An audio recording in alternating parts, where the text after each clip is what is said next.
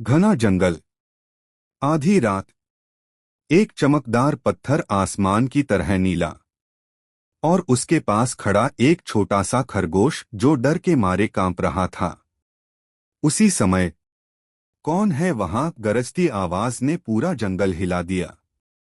खरगोश ने मुड़कर देखा और उसकी सांसें थम गईं। कहानी नागमणि का रहस्य। जंगल का नाम था सुरक्षित वन, जहां हर जानवर शांति से रहता था। लेकिन एक दिन जंगल में एक अजीब खबर फैल गई। जंगल में किसी ने नागमणि चुरा ली है। नागमणि वह रत्न था जो पूरे जंगल को रोशनी और गर्मी देता था। उसके बिना अंधेरा और ठंड हर ओर फैलने लगी। जंगल के राजा सिंहराज ने सबको बुलाकर कहा, जो भी नागमणि ढूंढ कर लाएगा उसे मैं जंगल का संरक्षक बना दूंगा। पहला सुराग, अजीब पंजों के निशान। भीमू और दुग्गा नाग गुफा के पास पहुंचे। वहां मिट्टी पर एक अलग तरह के पंजों के निशान थे, बिल्ली जैसे, लेकिन उससे बड़े, और नाखून बहुत लंबे। दुग्गा बोला, ये किसके हो सकते हैं? ऐसी तो किसी की चाल नहीं। भीमू ने मिट्टी उठाकर सूंघी। ये किसी रात में घूमने वाले जानवर के हैं। शायद कोई ऐसा जिसे रोशनी से डर लगता है।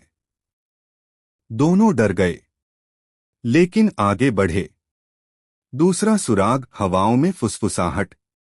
जैसे ही वे जंगल के गहरे हिस्से में गए, हवा ने जैसे चेतावनी दी, वापस जाओ। पेड़ों की शाखाएं खुद ब खुद हिल रही थीं। हवा में ठंड बढ़ रही थी, जिससे पता चलता था कि नागमणि कहीं पास ही है। अचानक झाड़ियों में सरसराहट हुई। दोनों रुक गए। दुग्गा कांपने लगा, वो आ रहा है। सामने आया किरदार, भयंकरी। झाड़ियों से निकली भयंकरी बिल्ली, जो पूरे जंगल में अपनी चालाकी और चोरी के लिए प्रसिद्ध थी। उसकी आंखें खून जैसी लाल, नाखून चमकते हुए, और उसके गले से लटक रही थी नागमणि। भीमू ने जगह जगह पढ़ी हुई पुरानी कहानियों को याद करते हुए शांत आवाज में पूछा, भयंकरी, तुमने नागमणि क्यों चुराई? भयंकरी हंसने लगी, क्योंकि रोशनी से मेरा राज खत्म हो जाता है। अंधेरा मेरा हथियार है। दुग्गा धीरे धीरे पीछे हटने लगा, लेकिन भीमू अचानक बोला, तुम गलत हो। नागमणि सिर्फ रोशनी नहीं देती, वो जंगल को जीवित रखती है। उसे चुराकर तुम भी बच नहीं पाओगी। पूरी प्रकृति मुरझा जाएगी। भयंकरी ने पल भर को सोचा, बट फिर बोली, झूठ। तुम मुझे मूर्ख समझते हो। अंतिम मोड़, असली चोर कौन था? उसी समय एक तेज गर्जना गूंजी, और गुफा का असली संरक्षक नागदेव प्रकट हुआ। नागदेव बोला, भयंकरी चोर नहीं है। भीमू और दुग्गा चौंक गए।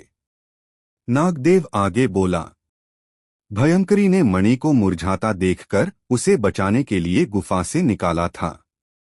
कोई और था जो उसे जहर देने आया था।